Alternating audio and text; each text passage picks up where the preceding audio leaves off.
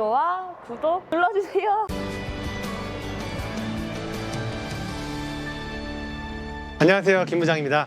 오랜만에 나가니까 어떠셨나요? 모든 프로 볼러분들 똑같을 거예요. 설레임 반, 기대 반, 걱정 반. 너무 오랜만에 하는 경기다 보니까 준비가 돼 있으신 분들도 있었을 것이고, 그리고 준비를 못 하신 분도 있을 것이고, 저도 마찬가지로 걱정 반, 기대 반으로 참가했습니다. 전 같은 경우는 사실 되게 떨었어요. 이번엔 경기는 생각보다 많이 떨었고, 한 프레임마다 스트라이크를 이어가자라는 이 마음으로 이 부담이 굉장히 컸어요. 근데 생각보다 스윙과 스피드 조절 그리고 볼 매칭이 잘 됐어요. 물론 그 패턴에 맞았겠죠. 그래서 좀 하이 점수도 치고 아마 예선전 때 그런 성적이었지 않았나.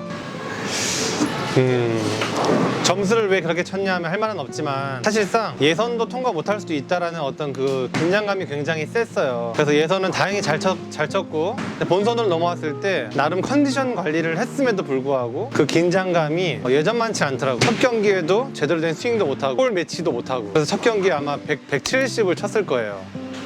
아주 생생해요. 170, 260, 238, 그다음에 210대인가 그리고 161인가 쳤을 거예요. 첫째 날 본선에서 네 번째 게임 238점 쳤을 때 아마 9등까지 올라갔을 거예요. 맞아요. 마지막 5게임을 그냥 안정적으로만 치면 되는데 마지막을 161위가 쳤어요. 심각하죠.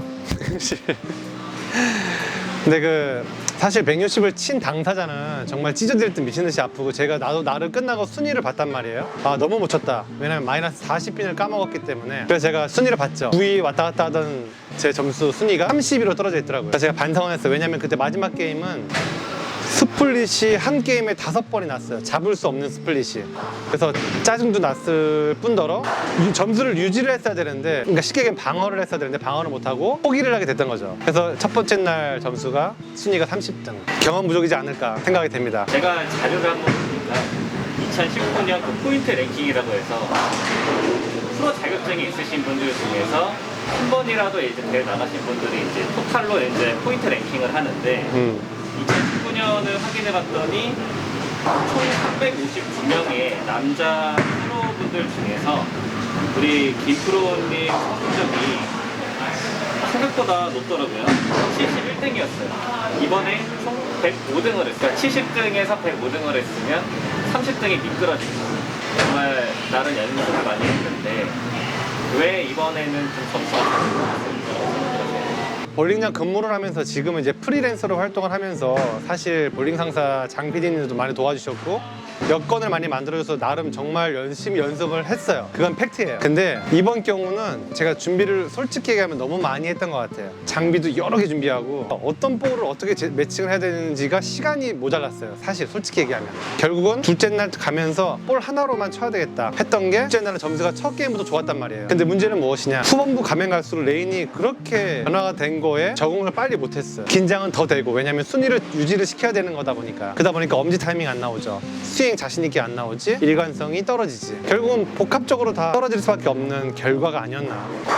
일단 첫 번째는 변화된 레인에 볼 매칭이 안 됐던 게 제일 큰 것 같고, 두 번째 이유는 그 점수를 로우를 치지 않게끔 방어를 해야 된다라는 생각이 아예 없었어요. 그래서 어떻게든 잘 쳐야지라는 생각만 갖고 있었다 보니까 아마 그런 결과가 나오지 않았나. 주변에 많은 도움도 있었지만 제가 일단 로우 점수를 안 치기 위해서는 습관을 좀 바꿔야 될 게 여러 가지가 있더라고요. 그 다음에 미국 선수 중에 크리스 반즈라는 선수가 항상 메모에 습관을 갖고 있단 말이에요. 저 또한도 내가 어떻게 쳤을 때 스플릿이 나왔다 정도는 매 게임마다 앞으로 펜을 두고 다니면서 메모를 해서 그 실수는 범하지 말아야 되겠다. 일단 로우 점수를 치기보단 방어를 해서 200대는 유지를 하자. 200대는 못 쳐도 190은 유지를 하자. 다음 대회 때 제가 세운 계획입니다. 이거 에피소드라고 하기보다는 저희가 경기 전에 1시간 전에 입장을 합니다. 그러면 1시간 전에 입장을 하고 난 다음에는 저희가 이제 몸을 풀고 스트레칭을 하고 어프로치 체크를 하고 하잖아요. 이병진 프로님 혹시 보시면 오해하지 마시고,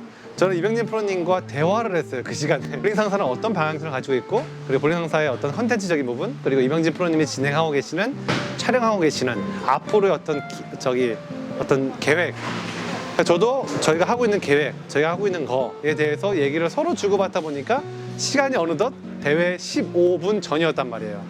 그래서 저는 사실 속으로 쿵닥쿵닥 했어요. 연습해야 되는데, 나 몸 풀어야 되는데. 프로님은 본선 준결 진출 커트라인 밑으로 떨어지셨거든요.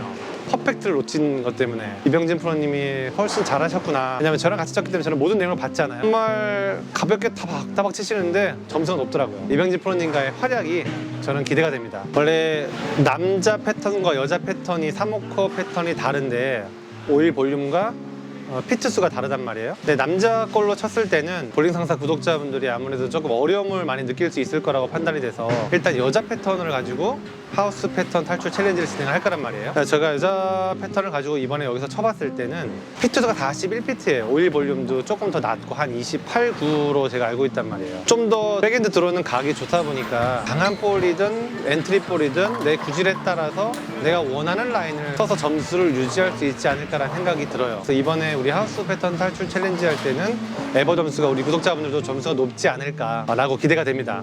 어떻게든 제 구독자분들이나 저를 응원해 주시는 모든 분들에게 보답해야지라는 부담감이 굉장히 컸습니다. 근데 앞으로 제 숙제긴 해요. 이거를 이겨내고 보답을 해보겠습니다.